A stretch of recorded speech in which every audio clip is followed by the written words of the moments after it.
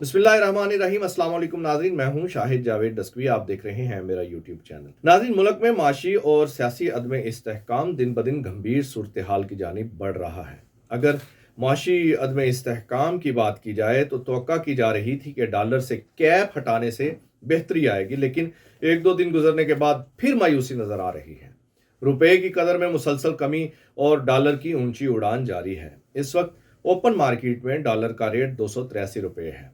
ज़र मुबादला के ज़खायर तारीख की कम तरीन सतह पर हैं और उनमें मुसलसल कमी आ रही है।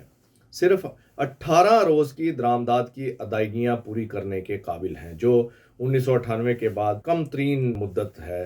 आपको याद होगा कि 1998 में तो पाकिस्तान ने एटमी धमाके किए थे, जिनकी वजह से पाकिस्तान पर बैनुल अक़वामी पाबंदियाँ आयद थीं।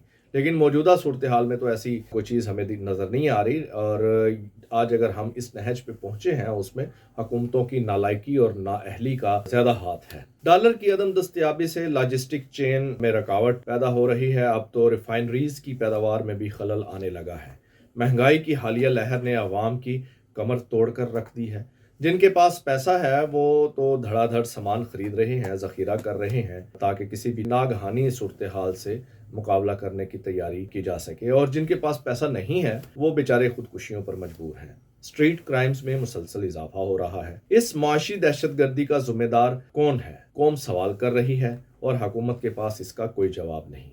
IMF का वफद इस्लामाबाद में आकर बैठा हुआ है। मुज़ाकरात का सिलसिला जारी है। IMF के वफद की आमद से कबल ही हुकूमत ने डॉलर और पेट्रोल का रेट बढ़ाकर उसे एक बड़ी सलामी पेश कर दी थी। वज़ीर आज़म शहबाज शरीफ साहब के ताज़ा तरीन इरशाद के मुताबिक IMF की टीम उनके चहेते वज़ीर ख़जाना इसहाक डार और उनकी माशी टीम को बहुत टफ टाइम दे रही है। उनका कहना है कि हमें IMF की जो शराइत पूरी करनी है वो तसव्वुर से भी बाला है, लेकिन हम मजबूर हैं कि हमें वो शराइत लाजमी पूरी करनी होंगी।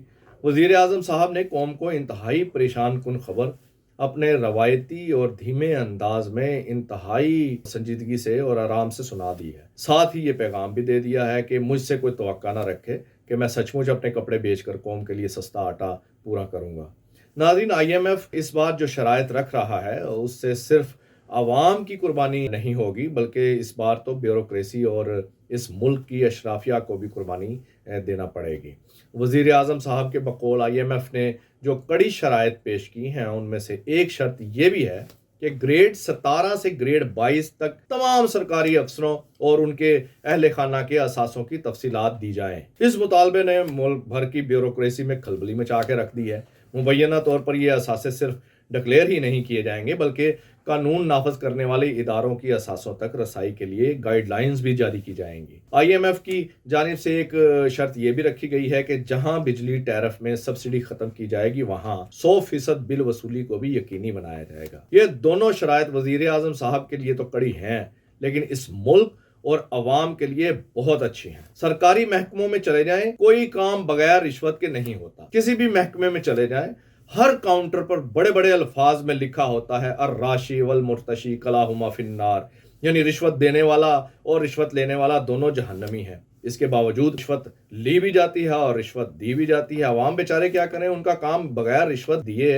होता ही नहीं। पूरे का पूरा निजाम करप्शन में लुथड़ा हुआ है। इसी तरह पंजाब वाहिद सूबा है जहां 100% बिजली के बिल वसूल किए जाते हैं और अवाम देते हैं, और पंजाब के लोग बिल अदा करते हुए कभी भी हिचकिचाहट का मुजाहरा नहीं करते, खुश दिली से देते हैं। लेकिन बाकी सूबों से 100% बिल वसूली को आज तक मुमकिन नहीं बनाया जा सका। हमारे मुल्क में बिजली का ऐसा निजाम बना हुआ है कि बिजली का बिल ना देने वाले का बिल भी उस सारिफ से वसूल किया जाता है जो ईमानदारी से बिजली की कीमत अदा करता है। इसलिए अगर इन दोनों शराइत पर अमल हो गया तो उम्मीद है कि करप्शन का ग्राफ नीचे आएगा।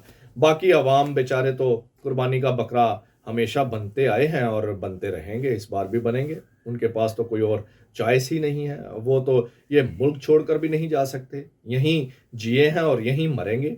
गो के हुक्मरानों ने عوام کا مرنا بھی مشکل بنا کے رکھ دیا ہے۔ ناظرین، معاشی بحران کی طرح سیاسی بحران بھی شدت اختیار کرتا جا رہا ہے۔ حالات کو پوائنٹ آف نو ریٹرن کی جانب بڑھتے ہوئے دیکھا جا سکتا ہے۔ حکومت ایک جانب انتقامی سیاست پر اتر آئی ہے اور دوسری جانب الیکشن سے راہ فرار بھی اختیار کرتی نظر آ رہی ہے۔ یہ عجب منطق ہے کہ پورے ملک میں قومی اسمبلی کے حلقوں میں ضمنی الیکشن کے لیے تو امن و امان کی صورتحال بھی ٹھیک ہے اور معاشی حالات بھی ان پر اثر انداز نہیں ہوتے، لیکن پنجاب اور KPK کی اسمبلیوں کے انتخابات کی بات کی جائے تو ایک دم معاشی صورتحال بھی خراب ہو جاتی ہے اور امن و امان کی صورتحال بھی خراب ہو جاتی ہے۔ ابھی تک دونوں صوبوں میں انتخابات کا شیڈول جاری نہیں کیا۔